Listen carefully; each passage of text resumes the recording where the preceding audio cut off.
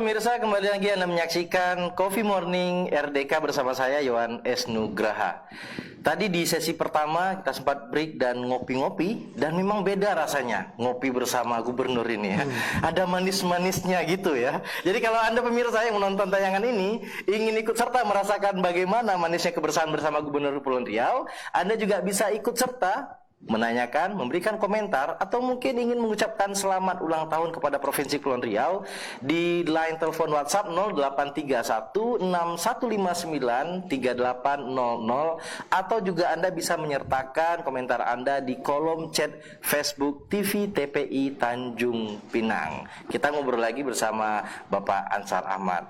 Pak Ansar, kita mungkin sedikit melanjutkan nih percakapan tentang 1.500 UMKM yang mendapat kesempatan pinjaman lunak. Ini lunaknya seperti apa nih Pak? Ya, lunaknya batas maksimalnya kita sediakan 20 juta rupiah. Tapi kan memang tergantung kebutuhan masing-masing UMKM. Kalau ke depan angka 20 juta ini masih dirasakan kecil, nanti kita akan buat klaster lagi ke atasnya. Tapi kita tetap akan memberikan subsidi terhadap bunga pinjaman itu oleh Pemda 100%, agar supaya itulah bentuk stimulus yang kita berikan di saat COVID seperti ini. Nah, saya lihat antusias UMKM di masa COVID memanfaatkan modal-modal pinjaman bank dengan stimulus yang disediakan oleh pemerintah ini sangat tinggi ya. Kemarin dari laporan Bank Indonesia itu untuk kredit usaha rakyat KUR itu dengan bunga 6% saja lebih dari 500 miliar terserap di Provinsi Kepri. Jadi memang ini kita mesti dorong agar pergerakan ini lebih cepat. Tapi kan bicara UMKM kita tidak hanya bicara kebutuhan modal, bicara pasar, bicara asistensi bagi mereka yang minjam. Makanya kita gunakan bank sebagai channeling supaya bank ikut mengasistensi, mengedukasi mereka, melihat kelayakan usaha mereka. Nah, berkaitan dengan pasar, kita terus diskusikan ini dengan OPD kita yang terkait dengan ini agar kita bisa membuka pasar usaha yang lebih besar. Artinya ketika masyarakat pelaku UMKM mendapatkan peluang pinjaman lunak itu, apakah pemerintah Provinsi Kepulauan Riau hanya sekedar memberikan bantuan dengan pinjaman bunga lunak, atau juga turut serta didampingi pembinaannya Pak? Kita nanti akan ikut serta mendampingi, nanti kita gandeng asosiasi-asosiasi yang terkait ini, seperti di Kadin kan ada bidang UMKM-nya. Kemudian ada asosiasi UMKM di tingkat provinsi, dan bank sendiri kita akan bersama-sama, maka dinas UKM kita akan kita dorong. Nah, kemarin waktu kita buat Gebiar Melayu Serumpun itu yang dilaksanakan oleh Bank Indonesia itu, kan kita sudah punya showcase di Satek City Singapura itu. Nah, mungkin itu kita bisa jadikan nanti juga sebagai tambahan untuk memicu pasar UMKM kita di sana. Mungkin bisa secara langsung menampilkan visualisasinya di sana, dan juga dengan program digital dalam bentuk seperti pesanan-pesanan secara digital begitu ya. Lebih modern jadinya Pak? Ya, seperti beberapa aplikator yang ngelola itu. Dan itu kan sangat pesat dan maju. Nah, intinya kita berusaha membimbing mereka juga, akan tetapi bantuan modal akan terus kita berikan. Karena pemerintah pusat juga memberikan hal yang sama, hanya memang tidak 100% dukungan bunganya seperti kita. Maka kita berikan itu untuk masyarakat Kepri. Paling tidak dengan subsidi bunga, inilah ikhtiar pemerintah Provinsi Kepulauan Riau kepada masyarakat pelaku UMKM. Baik Pak, ini dari pertanyaan dari warga Kepulauan Riau. Dari UMKM kita ke olahraga. Lompatnya jauh ya, tapi masih dalam lingkup hari jadi Kepulauan Riau, tidak masalah. Izin saya bacakan Pak. Atlet Kepulauan Riau saat ini sudah sebagian besar berada di Papua untuk mengikuti PON ke-20 Papua. Apakah ada bonus yang akan diberikan kepada duta olahraga Kepri yang meraih medali emas? Kalau ada, berapa nilainya? 1. Apakah Kepri ingin juga jadi tuan rumah PON? multi event 4 tahun sekali ini. Bagaimana pembangunan sarana prasarana olahraga Kepri? 2. 3. Bagaimana politik anggaran untuk olahraga Kepri? Apakah sama dengan sektor pendidikan 20% dari APBD atau sama dengan anggaran kesehatan 20% dari APBD Kepri? Bidang olahraga berapa? Untuk bidang olahraga berapa kira-kiranya? Silakan Bapak. Ya kalau bonus saya sudah sampaikan ya kemarin kepada atlet layar dan lainnya, tapi besarannya kita tak sampaikan berapa. Tapi untuk yang medali emas mereka kan minta supaya mereka bisa ikut serta berkecimpung bekerja di pemerintah provinsi. Saya sampaikan kalau untuk yang medali emas tak ada masalah. Nanti kita tambahlah PTT atau THL di Kepri bagi mereka yang mendapat medali emas. Kenapa hanya medali emas? Supaya mereka terpacu gitu berjuang, mendapat prestasi terbaik gitu. Jadi pahlawan yang membawa nama Kepri. Kemudian untuk tuan rumah PON, saya kira kan ini memang mesti direncanakan matang. Saya kira kalau mungkin pun 2024, 2025 baru mungkin, karena membangun venue-venue yang memadai itu bukan hal yang murah. Dan ini kita memang mesti komunikasi betul dengan pemerintah pusat, khususnya Kementerian Pemuda dan Olahraga, tapi memang mesti kita rencanakan dari sekarang. Artinya selagi permintaan para atlet itu masih rasional, Pemprov siap untuk itu. Nah buktinya saat ini untuk memberangkatkan peserta PON aja tidak mudah kita sama olahraga paralimpik ya. Ujung ke ujung ya Papua Pak. Iya kemarin anggaran yang tersedia itu hanya 3,5 miliar. Kebutuhan kita hampir 10 miliar. Untunglah di anggaran perubahan ini kita bisa menganggarkan lagi tambahan itu sehingga mereka bisa berangkat. Nah karena ini di Papua kan ada kewajiban kita juga menambah karena peserta-peserta semua harus didampingi oleh Brimob ya dari Polda. Kita juga harus menyiapkan anggaran hampir 1 miliar karena memang biaya ke sana tidak murah. Ya nanti satu persatu kita akan bahas. Kalau 20% anggaran olahraga saya kira belum memungkinkan itu. 20% itu aja itu dinas pendidikan satu saja di Kepri itu udah 1,1 miliar, 1 triliun gitu. Nah operasional tiap-tiap dinas itu juga tidak kecil. Kita kan sudah keburu juga THL, PTT kita nggak sedikit jumlahnya. Kan tidak tepat saatnya kalau kita merasionalisasi itu. Jadi yang jelas proporsional akan kita dorong, beberapa venue yang sedang dibangun nanti akan pelan-pelan bisa kita selesaikan ya. Yang penting lebih baik kita mengidentifikasi cabang-cabang yang memang kita unggulkan gitu. Yang punya potensi yang itu kita tadi, unggulkan, punya potensi, kita identifikasi, kita siapkan anggarannya supaya betul-betul kita dapat prestasi terbaik lah. Termasuk ya cabang sepak bola yang kemarin sudah dibina oleh Pak Nurdin itu kan perlu kita lanjutkan, kita teruskan. Nah di sisi lain kita kan perlu membangun infrastruktur. Sekolah-sekolah pun juga masih harus kita bangun. Dukungan membangun infrastruktur di kabupaten kota juga tidak kecil nilainya. Jadi memang kita ingin membangun semua sektor, tapi kita memang mesti membagi-bagi itu. Artinya kesimpulan secara umum, masyarakat harap bersabar. Baru 7 bulan, baru 7 bulan. Satu persatu. Satu persatu. Ini juga ada nih Pak pertanyaan dari Facebook. Pertanyaannya dari Hadi Abhar. Nanya Mr. Gubernur, Pelabuhan Feri Dompa kapan bisa mulai beroperasi? Nah, ini pertanyaannya nih Pak. Ya banyak pembangunan pelabuhan feri terminal oleh pemerintah pusat hari ini belum bisa kita fungsikan itu. Dan itu memfungsikan itu kan tidak mudah dan tidak sedikit biayanya. Maka saya sudah bentuk tim. Saya sudah ketemu Pak Menteri Perhubungan. Saya minta waktu itu Pak Menteri membentuk tim yang sama.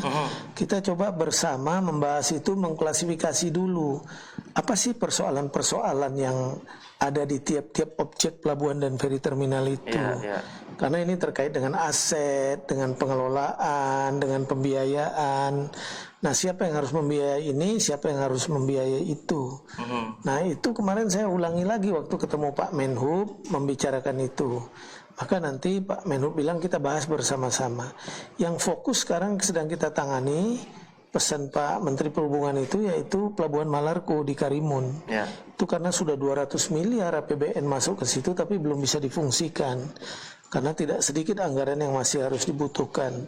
Nah, kita coba memfasilitasi satu konsorsium kemarin, sudah 4-5 kali kita rapat, kita sudah ketemu, bawa mereka ketemu juga sama Pak Menhub, sekarang lagi disusun timeline-nya gitu. Izin-izin apa yang harus dikerjakan, bagaimana nanti pola KPBU-nya, karena di situ ada aset negaranya. Nah, berkaitan dengan Dompa, Merakit, Pelabuhan Tanjung Moco, itu nanti satu persatu akan kita bahas bersama. Sudah menjadi masuk dalam buku Iya, catatan. karena kalau kita dorong itu, kita kelola, kita anggarkan, itu bukan aset kita. Ya. Itu aset pemerintah pusat, yaitu Kementerian Perhubungan. Jadi banyak yang harus kita dudukkan dulu, satu persatu kita klasifikasi. Tapi saya setuju itu, semua harus difungsikan. Ya. Karena tidak sedikit uang negara yang sudah tertanam di situ. Pak izin Hanya Pak, kita perlu bicara pelabuhan, kita bicara laut Pak. Bicara laut di Kepri, bayang-bayang Labuh Jangkar itu masih melekat. Ya. Beberapa masa yang lalu, statement di berbagai media, Bapak begitu optimis untuk mendapatkan retribusi Labuh Jangkar. Tapi baru-baru ini ternyata retribusi Labuh Jangkar yang punya potensi 200 miliar itu tidak bisa dikelola oleh Kepri. Ini bagaimana nih Pak? Ya, saya kira kan bicara Labuh Jangkar ini sudah panjang ya. Mulai dari proses pembentukan perda, kemudian sidang-sidang litigasinya, legal opinionnya dari masing-masing institusi yang berwenang sudah kita peroleh. Tapi kan di masa-masa lalu nggak juga jalan-jalan. Nah, di masa saya itu saya dorong dan dengan keberanian itu kita jalankan gitu. Kita jalankan. Nah, kita jalankan, ternyata kemarin ada surat dari Dirjen Perhubungan Laut itu agar supaya dihentikan. Nah, kita menghormati surat itu, saya perintahkan untuk menghentikan sementara. Dan kita akan menempuh jalur hukum bersama 3 provinsi ini nanti sama kita ini. Tidak menghentikan perjuangan Provinsi Kepri Tidak untuk mendapatkan menghentikan retribusi itu, mendapatkan Labuh Jangkar itu. Nanti kita akan minta fatwa Mahkamah Agung. Karena kita yakin dari referensi yang ada, kita melakukan pungutan yang sah menurut aturan undang-undang yang kita miliki. Terutama Undang-Undang 23 tentang otonomi daerah, bahwa kewenangan 0 sampai 12 mil itu kewenangan provinsi. Kita bisa memanfaatkan wilayah 12 mil itu. Betul. Nah, sementara di undang-undang berkaitan dengan kepelabuhanan dan perhubungan itu, dalam salah satu pasalnya mengatakan mereka melakukan pungutan atas penggunaan alur laut. Jadi saya selalu ibaratkan kalau jalan tol itu, jalan tolnya Kementerian Perhubungan yang mungut, tapi rest areanya itu daerah. Nah, kita nggak tahu ini apakah karena ada efek domino ya, kalau sempat ini nanti pungutan menjadi pungutan daerah, maka seluruh Indonesia juga akan berlaku hal yang sama. Artinya perjuangan ini tetap terus dilanjutkan. Tetap kita lanjutkan, karena kan di belakang kita ada DPRD, ada masyarakat yang menunggu ini. Nah, kemarin saya bahkan 2 hari yang lalu ketemu Pak Menteri sore hari. Bicara itu, saya bilang saya minta izin Pak, saya akan mengajukan fatwa Mahkamah Agung. Karena saya juga pasti akan dipertanyakan sama DPRD dan masyarakat. Ya, Pak Menteri memaklumi itu, gitu. Baik, tapi Bapak. Beliau katakan, Pak Gub, saya mungkin nanti akan menyerahkan pelabuhan Tanjung Uban itu, katanya, ke Pemda yang ngelola, karena itu kan pelabuhan pengumpul regional. Di situ kan ada STS-nya juga, di situ ada kapal-kapal Pertamina, semua itu kan bayar Labuh Jangkarnya, dan itu hasilnya juga tidak sedikit gitu ya. Mudah-mudahan itu kita kejar, tapi fatwa Mahkamah Agung ini kita lakukan juga gitu. Ya, mudah-mudahan ya laut kita punya, masa Kepri tidak bisa mulai, itu kan mustahil sekali ya. Nah, ini izin Pak, ada satu pertanyaan lagi masuk ke WhatsApp 083161593800. Selamat siang, saya Dewi, warga Kabupaten Bintan. Izin bertanya Pak, terkait indeks pertumbuhan manusia di Kepri yang cenderung meningkat di tahun 2020. Diketahui IPM dibentuk oleh 3 dimensi dasar, yaitu umur yang panjang dan hidup yang sehat, pengetahuan, serta standar hidup layak. Selama 7 tahun terakhir, sejak IPM Kepri terus meningkat, 72,36 pada tahun 2012 menjadi 75,48 pada tahun 2019. Selama itu mengalami pertumbuhan sebesar 0,39% per tahun. Pada periode 2018-2019 tumbuh 0,86%, lebih cepat dibandingkan pertumbuhan tahun sebelumnya. Bagaimana Pemprov menyikapi hal ini dan apa langkah yang akan Bapak lakukan untuk mengimbanginya? Terima kasih. Wah, nyontek Google nih kayaknya. Detail jawabannya. Silakan Pak. Ya, saya kira referensinya tentu 3 hal itu ya. Kalau bicara angka indeks pembangunan manusia, kita bicara indeks pembangunan kesehatan, pendidikan, kemudian ekonomi. Nah, saya kira programnya kita terjemahkan dalam program 3 hal itu aja. Ya, di bidang kesehatan kita mesti akhiri pandemi COVID ini segera. Kemudian kita mesti dorong fasilitas-fasilitas kesehatan kita dengan baik, menghimbau masyarakat hidup sehat sebagai bentuk program promotif kita. Saya kira itu akan mendorong dan mendukung angka indeks pembangunan manusia. Nah, di bidang pendidikan ya kita akan terus juga mendorong bahwa lama masa pendidikan kita yang sampai saat ini baru 12, sekian tahun gitu ya. Kita akan dorong wajib belajar sampai SMA ini supaya terpenuhi secara terus-menerus. Syarat-syaratnya tentu fasilitas pendidikan mesti tersedia, tenaga guru tersedia, fasilitas lain tersedia. Kita juga mendorong angka indeks pendidikan tinggi kita supaya lebih banyak anak-anak kita yang lulusan SMA bisa menikmati pendidikan tinggi. Nah, angka indeks pendidikan kita saat ini sebenarnya kita sudah nomor 3 terbaik secara nasional. Iya, nomor 1 Jogja, nomor 2 DKI, nomor 3 Kepri. Indeks pendidikan kita sudah 89%, hampir 90%. Nah, maka kita harus menjaga ini. Nah, dari sisi kualitas pendidikan, kemudian lamanya masa pendidikan itu. Nah, ini akan kita dorong terus. Maka tidak hanya itu, pendidikan-pendidikan informal seperti sekolah-sekolah kejuruan non formal gitu ya, pendidikan-pendidikan apa sekarang istilahnya saya lupa ini. Profesi mungkin Pak? Pendidikan profesi? Kejuruan? Bukan. Seperti Syahid Bintan itu pendidikan. Ya, pendidikan-pendidikan khusus ya, terbatas itu untuk meningkatkan keterampilan, kemampuan itu kita dorong terus ini. Nah, saya kira pendidikan itu pasti berpengaruh angka indeks pembangunan manusia. Yang ketiga tentu pemberdayaan ekonomi. Nah, inilah langkah-langkah yang terus kita lakukan, seperti bantuan-bantuan UMKM, seperti ada kawasan ekonomi khusus, itu kan ada kewajiban mereka harus menyediakan kawasan UMKM-nya. Ini kita udah surati, akan kita dorong terus supaya dia memberikan trickle down efek ekonomi ke masyarakat kecil juga pelaku UMKM. Nah, saya kira angka indeks pembangunan manusia kita yang sekarang baru 75, di atas 75 itu sudah angkanya tidak pakai persen. Tapi yang jelas indeks pembangunan manusia kita 75,4 atau berapa itu kita dorong supaya terus meningkat. Tapi tiga urutan ketiga terbaik se-Indonesia itu merupakan prestasi indeks yang pendidikan baik. Prestasi baik. Baik.